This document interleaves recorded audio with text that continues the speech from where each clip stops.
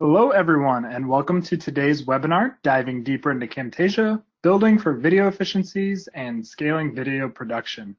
My name is Ryan Bort. I'm the brand experience coordinator here at TechSmith, and I will be your host today. Over the next 45 minutes, we're going to build off of our Getting Started with Camtasia webinars. We're going to dive a little bit deeper into ways Camtasia makes it easier to create repetitive videos and scale video creation across your team. Today, we will be using Camtasia 2020 on a PC, but if you have older versions in a Mac, that's fine. We'll be sure to call out any major differences. However, with this specific webinar, a lot of the really cool features that make it easier to scale your video production are features that we added in 2020, so it is going to be a 2020 heavy webinar. When we're done with when we're done with the presentation, we will save time at the end for Q&A. But before we hop into all that, I do have some housekeeping items to get out of the way. So now that the housekeeping is out of the way, I would like to introduce you to the person who's going to be taking you through Camtasia today, and that is Jason Vlad. Jason, hello. Hey Ryan, and welcome to everybody who's joining us for this Scaling Video Production deeper dive into Camtasia. Yeah, so Jason is an instructional designer here at TechSmith, and he is a trainer on our customer education team. So every day, Jason is working with Snagit and Camtasia and really a power user. And he also works with customers and other users. So he's the perfect person to talk today about how you can scale your video production. And now let's get into why we are here. So today's deeper dive is all about building video efficiencies and scaling video production. And we're actually going to talk about 5 primary themes today. We're going to talk about speed and consistency. We're going to talk about customization of assets. We're going to talk about themes inside of Camtasia, favorites and presets, and building of Camtasia packages. So first and foremost, let's start with templates. So templates are brand new to Camtasia 2020, which we released just a couple weeks ago. And you can actually access your template manager right from the welcome window here by either clicking the template button on the right here, which actually has a list of all the templates you might have installed on your machine, or most people do it from a new from template button click here, which takes you into the template manager, where you can pick an existing template and start your creation from that point. The only one you will have installed by default when you launch Camtasia for the very first time is the Camtasia 2020 default template. And I'm just going to click New from Template to open that up in the editor so that it's here and ready for us. But what we're going to talk about is, one, the anatomy of a template, what goes into one, and we're going to talk about the creation of a template. So for those of you who are familiar with Camtasia, typically when you open up a project, it is a blank canvas. It is ready for your creation at that time, meaning the media bin is empty, there's usually nothing on the canvas, and you have empty tracks here at the bottom. Well, with a template, it's a little bit different. This is a way for you to create a shell, a working starting point for either yourself or members of a team or someone you've designated as a video creation person. So what goes into a template? Well, it could be a couple things. One thing for certain most people use in a template is something we call placeholders, and they are placed on the timeline to give guidance and suggestions as to what can go in that particular space. To add a placeholder, it's super easy. You'll just use the hotkey letter P for placeholder. But the placeholders have a lot of value to them because you can customize the messaging that goes along with them. For example, if I click on this placeholder that's in the template right now, the properties panel opens up to the right, and there's a title, which we've actually labeled as screen video recording. And then there's a note that's next to it. And the note says, let's see, this one says, replace this clip with a screen recording. Record your screen using the red record button, and then drag and drop it onto this clip to replace it. So for you to do anything like that where you want to give guidance, it's pretty easy to do. So let's actually add a placeholder to this particular template. And I'll do that by putting my playhead where I'd like the placeholder to be, and then I'll hit the letter P for placeholder, and it drops a placeholder right here onto my timeline. Now, when I click on that placeholder, the property panel opens, and I have the ability to title it and to give a note. So let's actually zoom out here a little bit so that I can see the entirety of the placeholder. So let's name it, we'll call this one B-roll. And if you're not familiar with what B-roll is, it's not your screen recording or a picture-in-picture talking head. It's some other shot. Maybe it's a product shot. Maybe it's a background, outdoors, whatever you want it to be. As soon as I start to enter a note, like let's say add footage from your camera, as soon as I do that and hit enter, the B-roll information, the notes that I placed here, show up on the placeholder themselves as a little note at the end. You can kind of see it down here. So that if someone opens up their template that you've created for them and they're starting to create content, they can see the B-roll, they can see the placeholder, and they can click on that note to open up the panel and read the additional information that you may have given. This is really, really helpful for content that you're going to create on behalf of someone else or at the instruction of someone else, so that they can give you at least explicit instruction, or you can give guidance and suggestions for people so that you're not cramping the creativity piece. Okay. So not only can the template hold placeholders, but those placeholders can also have properties associated with them. For example, let's delete this one off our timeline. This particular placeholder that's part of this template is for screen recording, as is the instruction in the title. But you'll notice as I move the playhead over it, it fades in and then later on fades out.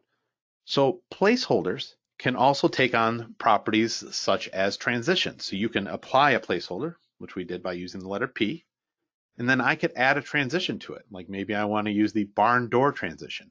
If I click and drag that down onto the placeholder, it goes on and gets applied the same way you would with another piece of media. Or if I drag it to the beginning, I get a transition at the beginning. If I drag it over to the right, the transition will be applied to the end. Or I can drop it right here in the middle, and now that barn door transition happens at the beginning and end. So any piece of media that I replace this placeholder with will keep that same transition effect as well. So you can actually design the entire scope of a video based on the properties of the placeholder, which is really helpful, especially when you're looking for consistent videos. It's a great way of doing that. Another thing you'll notice in this particular template is that there is an intro and an outro. So these are pieces of media that are actually part of the Camtasia 2020 library. They are just intro sequences and outro sequences, and they are customizable, which means if we click on this intro sequence and the property panel opens, you have the ability to make some changes. You can add your own title, your subtext. You can change the shape if you want to, that's surrounding the icon right here, the color of the outside barrier as well, and you can even swap out different logos. In fact, if you have themes installed, you can apply a theme as well. And we're actually going to talk about themes here in just a second, but I'm going to actually use the Acme theme that I have built in. So if I click on Acme, it instantly changes the color, the logo, and we can change the title right here for our process. So we'll say getting, I hit the caps lock, getting started. As soon as I hit enter, that title changes, and I can change the subtext as well.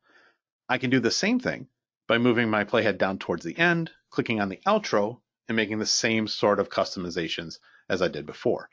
So by setting up any of these parameters, where you have an intro sequence, maybe an outro sequence, and saving this as a template, which I'll show you how to do in a second, you are setting up the person that's going to create content based on this template for success.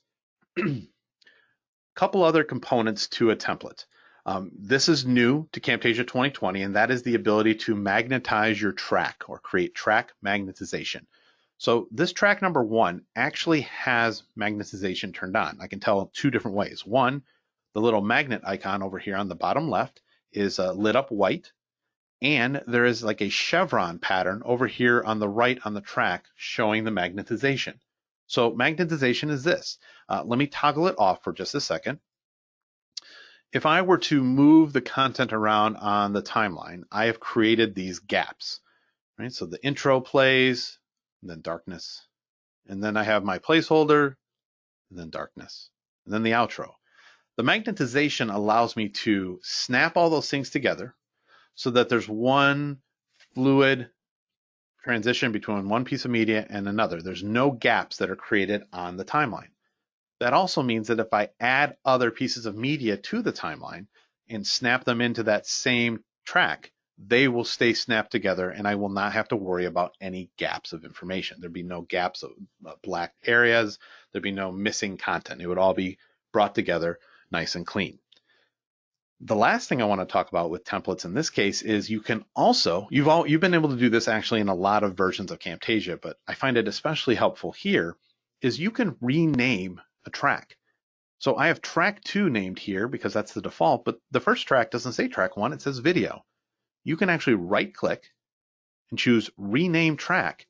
And maybe I want this one to be music. So not only do I have my video, I could go up into my Camtasia library. Let's choose the 2020 library and choose any number of the built-in royalty-free assets. So let's try the Gears of Steel here. I can bring this piece of music in, and when I save this template, that music is now also part of the template and associated with this particular template. Now, that being said, I've made some changes to that default Camtasia 2020 template. I've kind of made it my own, right? I changed the intro to that Acme theme. I definitely changed the outro, and I added this music. So does that change that base template? It doesn't. You can reuse the templates over and over again, but maybe I want to make this particular video a template for my use. Well, that's easy to do as well. I can go up and hit File, Save Project as Template. And before I do that, what I always find helpful is wherever you place the playhead, so whatever is showing up on the screen at that moment on the canvas is what will be saved as the thumbnail for that particular template. So right here, I could go File, Save Project as Template. It'll give me a chance to name it. I'm going to call this New Acme.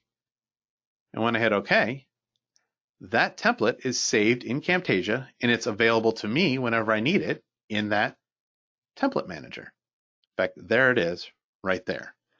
And it's available for me to use, but then I can share it with other teammates. And we're going to talk about that in a little bit down the road here in this webinar, where you can share content outside of Camtasia so that I can send it with my team, or I can use it for me so that I build the consistent video each and every time. Now, one of the biggest questions I get asked is, can I add more than one placeholder to a template? Oh, absolutely. In fact, there are templates in here that I have pulled. So if I go to the Manage Templates here, you'll see a lot of templates that I have that you do not currently have, and that's okay because you can actually download more templates from the Camtasia Asset Library online. There are free options up there, but the majority of them are associated with you having a subscription to the Asset Library. Well worth the time. But there are some here. Let's go to the sales video personalized pitch. If I wanted to open up that template, we don't have to worry about this project because I've got it saved as a template right now. And we'll open up this particular template, and you'll see that each different template has different components. This one in particular has 4 tracks worth of content with 5 placeholders, some background music, some callouts, which are also customizable because they have a property over here in the properties panel that you can change. And then I can make adjustments and changes to any part of this template that I want and go up and do that File, Save Project as Template. And now I've taken that template as an inspiration for me to make my own template as well. So that's largely what I wanted to cover so far with templates. We're going to talk about sharing them in a little while. But before I go to the next section, Ryan, has there been any questions that have come in so far where people would like to learn a little bit more about templates or the template process? Jason, we haven't got any questions regarding templates at this point, but that is a good point we can reach or let everybody else know that if you do have questions, go ahead and pop them in the questions panel. We have a team ready to answer them. And just like right now, we'll ask Jason. Jason, one question we did get, and if you want to clarify, the placeholders is also specific to 2020, correct? Yes. If you're on 2019 and you hit P, that's not going to do anything. That is correct. Placeholders and templates are part of the new release of Camtasia 2020. That is correct. Good clarification. And Jason, yeah. As I said that, we got a nice one in here. Somebody asked, is it possible to protect templates from changes so that video editors using my template cannot make changes to the template? And that's kind of exactly what they're for, right? Right. So that's actually kind of what I was trying to speak to before. So if I open up a new project here, we'll just do a brand new project, and I want to go and start with a template. So I'll go to Manage Templates, and I want to go right back to that Camtasia 2020 default template. Now, we made changes to it. We all saw that together, but then we saved that template as something new over here. If I open up that template, which will open it back up in the editor, and I'm going to use the correct terminology here, and I'm hoping Mike is listening. This is a non-destructive template, meaning they can't change the actual template itself. It will always remain as a template. Any changes you make to it would be saved as that project that gets produced out as a video, or if you choose File, Save as Template, it creates a copy of the original template with the changes that you have made. So the template itself is non-destructive. I mean, the only thing that you could have them do is if they were in their template manager, is if they choose to go in and delete it. But in terms of being able to change your template, that's kind of what they're designed for, but the original template that's already there will always remain there for them. So you don't have to worry about that particular aspect. And Jason, we got a couple people asking questions about modifying templates. What are the limits to how to modify a template? So what we just went through, where we changed the intro sequence, where we changed it to our title, our color, if I wanted to add additional placeholders, if I wanted to add music, if I wanted to rename tracks, anything you can do in a normal project inside of Camtasia can be turned into a template. So I want to say the word is limitless. You can make changes to a project and save any of them as a template. So they can add to their heart's content, multiple tracks, multiple pieces of media, multiple placeholders that are ready to go. Okay, and Jason, one last question before I'll let you move on. All right. How do you set the template thumbnail? So right before you go to choose File, Save Project as Template, wherever you place the playhead in your project is where the template will draw its thumbnail from. So if I chose this position right here with this particular logo sitting on the screen, if I chose File, Save Project as Template, and I'll say for you, Ryan, that's the name of this template. When I hit OK, this particular image is what will show up in that template manager as the thumbnail for that particular project. So it's just being aware of where your playhead is when you save your project. I know it's something we want to talk about later on in terms of possibly future versions of Camtasia where you can set your own thumbnail, but as it stands right now, it's wherever the playhead is when you save the project as a template. Okay. Thanks for those quick answers, Jason. I'll let you move on. And if you've asked a question and we haven't asked Jason yet, it might be because he's going to address it later anyway. Sure. Great. So I'm going to open up a brand new blank project here, and we're going to talk about the next section, which is custom assets and libraries.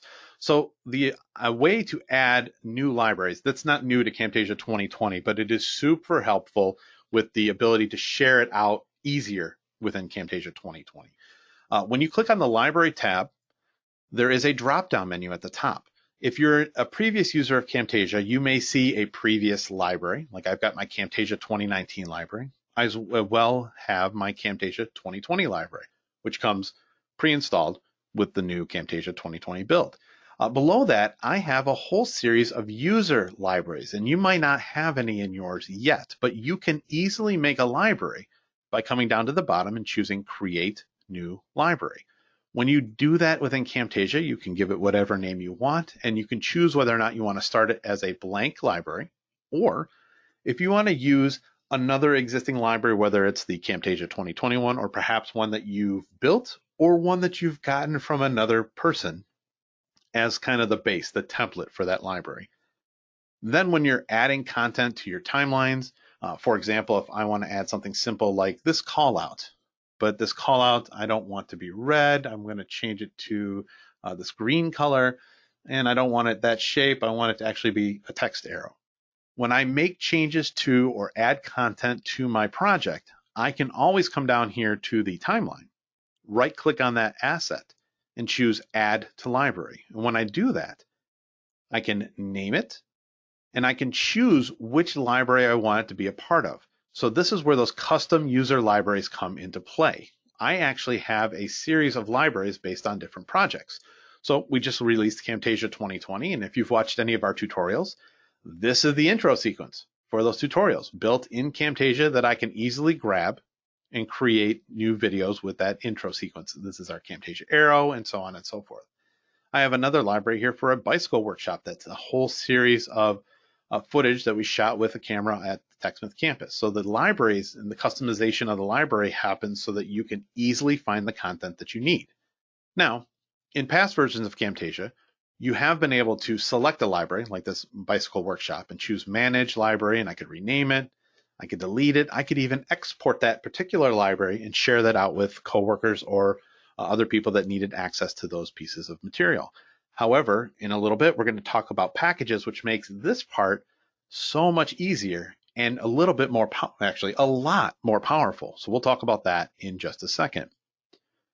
The part of the customization of libraries also goes along with the ability to customize those assets. So just like we did, I brought this call out onto my screen. I can change any parameter of it that's associated with the properties panel over here on the right. The size, the color, the shape, the outline, the text, all these sorts of things are available to me. And don't forget when you're in the properties panel to explore the different tabs across the top. So this is the primary function of the actual shape itself. I do have control over the text as well. I mean, most people don't know this, but you can go in and change not only the colors, but you can go in and do the sizing, the justification, the spacing. All those are pieces and parts of customizable assets that you can then add to a library to share out later. So if you find a piece of media that you've customized the way you want it, I suggest throwing it in a library if you're going to use it across multiple projects. It's easy to do by right-clicking it on the timeline and adding it to a particular library. Now, to go along with that, I actually am going to combine this with my next part of my conversation today, and that is the discussion around themes. So themes have been in Camtasia for now, this is our second version that's had it, and themes are the ability to have a colorway that is associated with that particular project. Over here, I have the callout sitting on the canvas, and at the top, I have a drop-down menu that says themes. And if I hit the drop-down menu, there's actually a whole series of colored themes here. So if I wanted to choose, well, let's say here's my Acme theme that I talked about before, it'll change the color and the font based on the theme. So if I chose another one like Audiate, TechSmith's new audio program, if I hit Audiate, it's going to change it to the purple Audiate color, and it makes it really nice and clean in terms of maintaining consistency across my videos and staying on brand, so on and so forth. What's powerful about themes in Camtasia 2020 is there's actually two parts to that. Well, it's actually three. One is if I come over here to my tool bin and I choose the Annotations tab, not only can I go through and pick any of my annotations just like I could before, but I have my themes available to me here as well. So if this is the style of callouts that I'm working with today, I can choose a theme, like if I chose that Audiate theme, and I can see what all those callouts look like associated with that exact theme. So I can have that drop-down menu on the right theme, and anytime I grab a callout for my video, whether I resize it, reposition it, whatever I want to do, I can rest assured that it's matching with the theme that I have associated with Camtasia in that particular dropdown. I can apply the themes to the callouts, and I can also do something else with them. But before I do that, let's actually talk about creating a theme, because some people ask me about creating themes as well. In my library, I have a saved colorway. This is just a PDF of a series of brand guides that has colors all associated with it. I can make a new theme out of a series of colors. If I know the hex code, great, I can use that. If I know the RGB code, great, I can use that. But I'm not a designer. I don't usually know that information. So what I'm going to do is go to File, Manage Themes, and I'm going to bring up the Theme Manager. And from here, I can use this plus button to create a brand new theme. So let's create one called, I'm going to call it DI for Data International. And when I hit OK, I have the ability to change the colors, the fonts, and the logo associated with this. So in this case, the colors, I'm going to use this secondary color swatch here. And that's as simple as going in using the eyedropper tool and grabbing the colors that I want. This is actually fun to me because, like I said, I'm not a designer, but just like that, I can grab colors that I know were used by a designer to go along with each other so they actually match pretty well. So I'm actually happy to be able to do that. So I grabbed those 5 colors and I now have the colorway for theming associated with Data International. I can go to the fonts and it actually looks like the fonts are listed here. So I could, go through my entire list and let's see if the future one is in my Windows machine. It's not. We're going to choose Franklin Gothic just like that. And I can go grab the Data International logo where I have it saved on my computer. But when I hit save, I now have a brand new theme associated with Camtasia. So if I went back to my callouts and I use the theme for DI, Data International, I have those colorways available to me as well. So just like that, I can create a theme and stay on brand right away. But just like with libraries, just like with templates, you can share those themes. But before we get to the sharing, I'm telling you, we're going to get there. There's a couple of other things I wanted to talk about as well. And that is there's the inclusion of a little menu item over here called favorites. Finally, there's no more running around Camtasia digging into menus. You can actually favorite different tool sets inside of Camtasia so that you don't have to search them out. So let's clear our canvas here, and let's go into some of these tools. So we're going to go back to we'll go to the no theme. So we'll start with the basic theme here. And let's say I'm going to use this particular callout on a regular basis. Well, whenever you hover over any of these themes, you'll see some of them have a white star and some of them have a yellow star. If they have a yellow star, they've already been added to my favorites menu. If they have a white star, all I need to do is click on the star itself and it gets added into that favorite tool set. So just like that, I added this particular callout to my favorites section of Camtasia. So not only can callouts be favorited, but I've also added a couple of my favorite transitions right to the favorites menu. And if I don't want them there anymore, if for some reason I don't want the glow one anymore, I can simply select the star and it deselects it and moves it outside of the favorites menu. But where this really comes in super powerful for me is with our behaviors. So let's add a call out to our canvas. And let's go into behaviors. So behaviors introduced a couple versions ago, really powerful, a great way to add movement, animation, and transition to a piece of media without a lot of work. In fact, all you had to do was drag it over and drop it on so that when you played that back, there was movement that happened on the screen with no effort on your part, right? Well, there always was the ability within the behaviors to come over here to the properties panel and make some adjustments. You could adjust the in activity, meaning how it comes into your screen, the during activity, and how it left the screen as well. So I would always bring in say, for example, the fly in one, and instead of having it linear, I wanted it to bounce in. So now, instead of flying in normally, it kind of bounces when it hits the ground. I kind of like that effect. The during action is set to none, but maybe I wanted to set to pulsate. So it's really, really drawing attention to itself while it's on the screen. And then for its out behavior, instead of having it fly out, maybe I wanted it to fade out. So it just kind of disappears into the screen, nice and clean.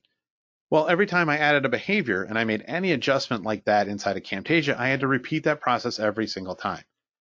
No more.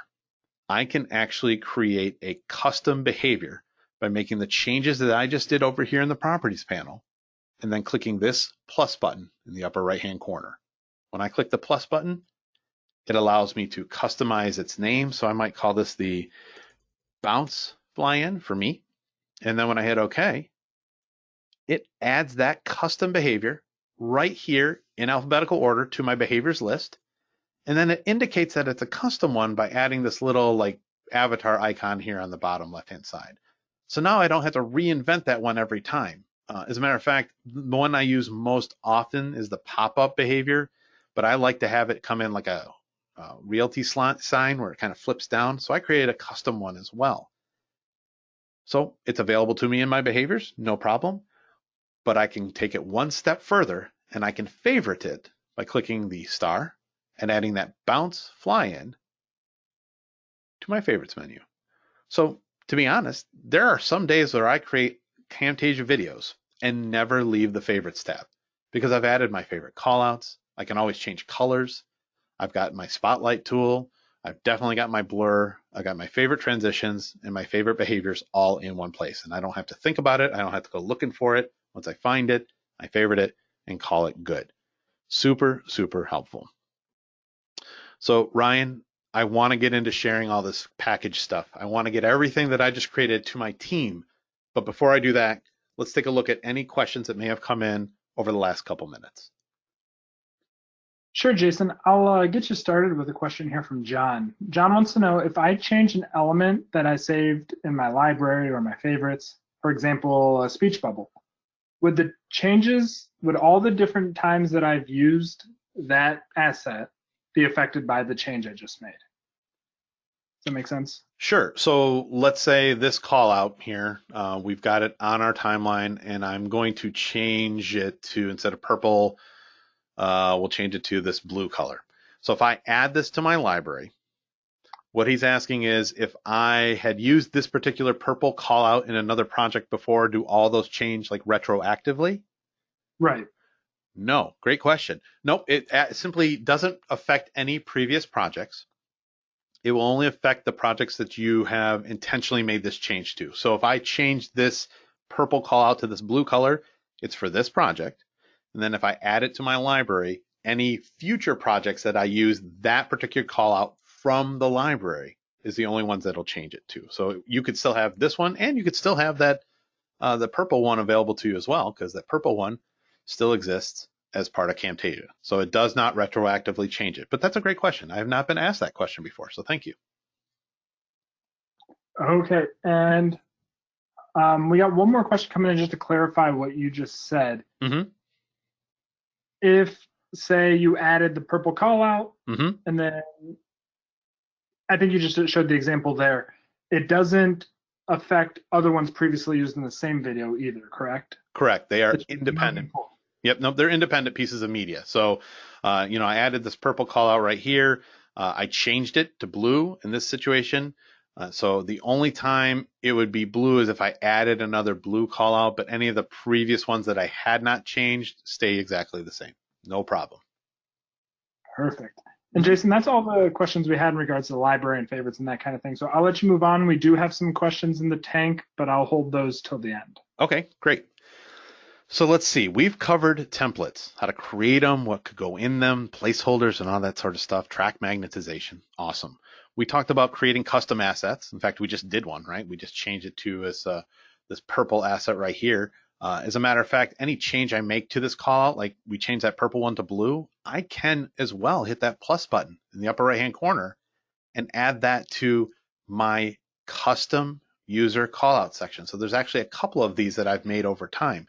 So not only are they added to the project and to the project that I'm working on at that moment, but they are available to me later on underneath the style of user. So those customized assets are there, as well as the ability to favorite them. So there's lots of different ways I can get back to that content. We definitely talked about themes, not only how to apply them, but how to create a brand new one. And we've favorited some tools. We've actually created some presets for an effect, like keeping the exact same colorway we wanted, as well as a preset for a behavior that's specific to us. So in previous versions of Camtasia, you could share library assets and libraries themselves, but everything else, customization, themes, and all that, they weren't shareable until now. Now you have the ability to create what we're calling a package, and it's done super easy. In fact, it's fun to do, in my opinion. You go up to the File menu, choose there you go, File, choose Export, and choose Package. And it brings you into this selection menu that basically looks at all the customized things that you've created inside of Camtasia. Your templates, your themes, libraries, all that built into one place. So first, I'm going to do a little shopping. Let's see, Ryan, what do you need? I've got some templates for you. I've got the For You. I've got the new Acme animation. I have a Getting Started one for you. And there's another one I made down here called Jason's Bike Guide. So I've checkmarked all of those templates that I want to share, and it's counted them up as 4. Okay. Themes. Do I want to share any themes with you? Yeah, I think I'm going to share the Acme theme and the Audiate theme with you so you have that content available to you. Do I want to share any libraries with you? I think you and I have all the same content, so I'm not going to worry about the libraries per se, but just for this particular one, I'm going to share the Camtasia tutorials one. If I've made any custom shortcuts inside of Camtasia, where I've changed the keys, the shortcut keys to do different things than normal, because you can customize 80 different keyboard shortcuts in Camtasia, I could share those as well. I have a bunch of tools in my favorites. Maybe I want you to work off those same favorite tools. So I'm going to share those with you. And then any tools that I've created, like custom tool presets, like the behaviors and whatnot, I could share as well. As soon as I hit the word export, it's going to ask me where I want to save this. So I'm going to save this. We'll just call this Ryan B. And it's going to save this as a Camtasia package file. Just like that, it's packaged everything up. So then all I would need to do is take that package and get it to you. I could email it to you if it's small enough. I could put it on a shared drive somewhere. Maybe I put it in Dropbox, Google Drive, OneDrive, something like that. And then all you need to do, or whoever I shared this with needs to do, is either double click on it, or let's just do this here. I'm just going to start a new project. You don't have to, but I just do for clarity. I go to the File menu, and instead of choosing Export, I can choose Import and choose Package. And I actually have one waiting for me here. When I select this and choose Open, Camtasia is going to open that package, and it's going to start importing all the things that are in that package. It'll also tell me if there's anything in that package where I already had it in my library. So maybe I shared something with me, or you shared something with me that I already had. I can either tell Camtasia to replace or skip it. So we'll just skip this one. But it added some themes and some libraries. I think the most powerful part of this not only is that you can share content with other people using Camtasia, so that promotes consistency with my team. Maybe I spent a whole week building these awesome themes and packages and templates so that you could use them. But when Camtasia unpacks them, the templates go in the template guide, the template manager. The themes go right in the themes manager. The libraries go in the library. You don't have to guess where things are going. They are unpacked and placed right where they belong. So now, one of the themes that was added was a KPL theme, a template. So if I go to my templates, there's the KPL one that was just added in that package right away. So in order to create a package, File, Export, Package, and then basically you go shopping in your instance of Camtasia and pick those items out that you would like to share with your teammates. For me, I use it for my teammates, and as well, I have multiple machines. I have a Windows machine, I have a Mac machine, I have my laptop I travel with. I create a package whenever I make significant changes to my workflow and then install them on the other machines, and it doesn't matter what machine I'm sitting in front of. I have the same palette of tools and the same toolkit available to me. It's just so powerful to be able to use that. So that hits on the 5 major themes today, Ryan. So I'd love to answer any questions over anything I've covered so far, or if there's been some other general Camtasia questions that the team has brought in as well. Yeah, Jason, one question that I always like to see you answer is I've created a video. I love it. It's perfect. It's got everything I want. And then I think, oh, this would be good to turn into a template. How do I do that? Oh, Ryan, you love to answer that question. So let's actually do that. I actually have some projects in here. So I'm going to open this Jason's Bike Guide project. This is the video I made a little while ago. It's got a nice little introduction. It's got a couple of different pieces of media from that bike library that we were talking about before, right? And then it's got the outro. So it's a nice, easily set up single line project. If I wanted to turn this into a template for someone else, notice that there's some transitions applied. So there's a nice fade in, there's some cube rotation that's all built in. All I need to do is take an existing project like this and right click on the pieces of media that I would like to turn into placeholders. So if I right click and choose convert to placeholder, it takes that piece of media and turns it into a placeholder, which has the same properties associated with it that the piece of media did. So in this case, it has the transition already built into it. I can change the name of the placeholder. So if I want to say, bike footage, spelled correctly, of course. And then I can also give notes to whoever is going to be the content creator, just like that. Excuse me. And because this project is something I want to turn into a template, all I have to do is then go to the File menu, choose Save Project as Template. I'm going to call this 111, Jason's Bike Guide. When I hit OK, the playhead was sitting right here, so that shot of Guy's leg is going to be in my template manager as the thumbnail for the brand new template that I want to share with other people. So if I have an existing video that I want to turn into a template, it couldn't be easier. I can either just do File, Save as Template, or I can do a little bit of extra work by adding placeholders or converting things to placeholders, magnetizing the track, whatever I think would be most beneficial for those people going to create videos on my behalf. Great. So Jason, I think most of the questions that come in are general, which is fine. I'll let you take a stab at some of these. So the first one I've got is from Jeff. Jeff says, what triggers the decision to add an item to a new track versus adding to an existing track? Is it the type of media? Is it the need to overlay? So if I wanted to, so I think the question goes along with this. If I were to say, add this footage to my project, if I right click on it from the media bin and I choose add to timeline at playhead, it's going to put it on the next track because all that available space is occupied on track 1. If I were to move my playhead towards the end where there isn't media and I want to add this piece of media, it's going to add it to the existing track where there is space for it. So largely it has to deal with where there is space.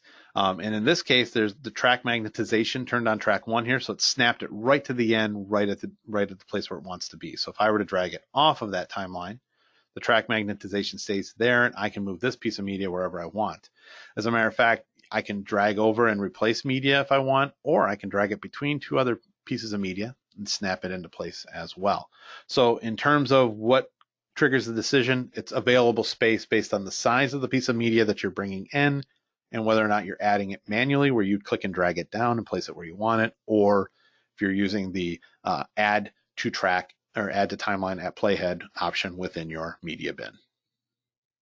Yeah, and if Jeff, if you are asking about you personally making the decision as you're adding it manually, that has to do with something called the Z order, and you got to kind of understand what you're looking at and what you want to see. So Jason, I don't know if you want to talk about that real quickly. Sure. So the Z order is in terms of where the content is on the tracks. So this media is sitting on track 2, which is above track 1.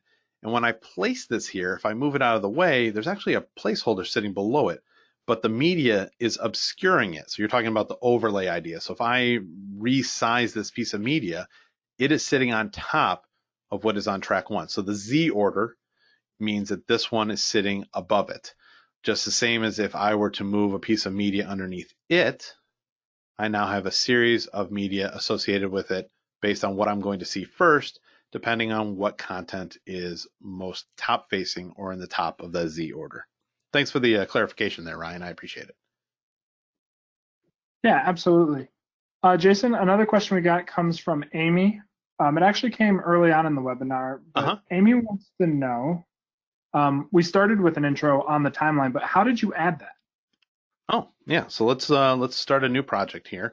So I think you were talking about the default template had an intro and an outro sequence already built in. To be honest, Amy, we have a whole series of these built into the Camtasia 2020 default library. If you click on the 2020 default library, there is a folder called Intros. And if you open that Intros folder, there's a bunch of different animated intros that you can add in. So if I wanted to use this line wipe intro, I can click it and drag it down onto the timeline and place it here on track 1. And I now have an animated intro that is also customizable. So I can customize it by clicking on it and seeing what's available here in the properties panel. And in the case of building a template, maybe I wanted to add a placeholder here, and we'll shorten that up. And maybe I want to add another placeholder here just by hitting that hotkey of P. And then there are a few outros available as well. So if I close the music library, there is some animated outros.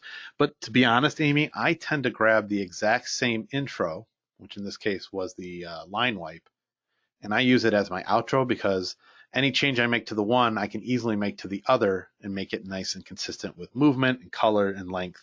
And then once again, to get rid of these gaps, hit the little magnet button, snaps everything together with track magnetization. I'm good to go. Great. Jason, I got another question here from Majid. Majid asks, when you replace media with a placeholder, are other items on the other tracks, do they move with the track you're modifying? So I think if you were to put media into that placeholder, what happens to the tracks above it, after it on the same track? Sure. How does that react? So let's show you. So I've got some placeholders sitting on track 2 and media placeholders on track 1. If I go into my library, we'll just go into we'll use that same Bicycle Workshop library. If I brought a piece of media in and replaced that placeholder underneath, when I ripple replace it, it moves everything on that track, especially if it's magnetized, but everything else stays in place. So that's a consideration that you have when you are replacing media and when you're adding things to multiple tracks. So when you're building a template out, you want to think about those sorts of things as well. What'll go into play, how long of a piece of media you want. In fact, some of the templates that we build for each other internally, when we add the notes to the placeholder, we give some guidance, like try and make this clip 12 seconds, 12 to 15 seconds long. And then we know it'll work with the syncing of maybe the music that we have associated with it or other pieces of callouts. But remember, as long as you turn off track magnetization, all these elements are movable and editable. So you can make changes based on anything you need to do with your content. Okay, Jason. And I got another question here for you. This is a general question, and we usually cover it in the getting started, but it's pretty cool, and I know you like to show it off. So okay. Dale asks, can you just show us some of the cursor effects available in Camtasia? Let's see, cursor effects, certainly. So I actually have a screen recording sitting here in my library, and I'll bring it in. This is a basic screen recording of how to find tutorials on the TechSmith website. And I'm actually going to ungroup this for this particular example. So in this video, I have my screen recording, which means I've got my cursor moving around. So right off the bat, there's a couple things I can do. With a screen recording that was made with Camtasia, you have a TREC or TechSmith recording file. If you select the piece of media, you can make some subtle adjustments to the mouse itself. You can come over here to the properties panel and select the pointer at the top. And you can change things like the scale of it. So you can change the size. So now I can easily see that mouse pointer. I can change its opacity, or if I want it to be seen or don't want it to be seen, I can do that as well. But I can also apply any number of cursor effects. And to add a cursor effect, like the cursor spotlight or cursor smoothing, my personal favorite, all you need to do is click and drag it to that piece of media. And just like that, in this case, I've added the cursor highlight effect, right? So the cursor highlight effect is both adjustable over here in the properties panel. So if I wanted it to be larger, or if I wanted it to have, so let's make it a little bit larger, and maybe we wanted to make it blue for this particular screen, I can do that as well. You have control over when it's on the screen by clicking the little channel button down here on the media, where you can adjust when it comes in and comes out. And by the way, any adjustments you make to this particular cursor effect or any others, I can save by clicking that plus button in the upper right-hand corner of the panel. And now I have this custom highlight. So I can call this a blue cursor highlight, and it's right there and available to me, which I can then favorite. I can add to my package to share out as well. Super, super easy. Okay, Jason. And the last question I think we have today is a pretty quick one, but it's a good one. If I'm exporting and sharing packages from Camtasia, what can and can't be shared between PCs and Macs? Mike works on both, and he wants to know if he can share those packages with himself. So, and I'm going to make sure that anybody in our TechSmith support group is listening and can back me up on anything I say here. I actually, Mike, I work on both Windows and Mac as well. And when I create packages, I do this quite often to shift between the Windows and Mac platforms. We've actually done a ton of work to support as much as we possibly can on both platforms.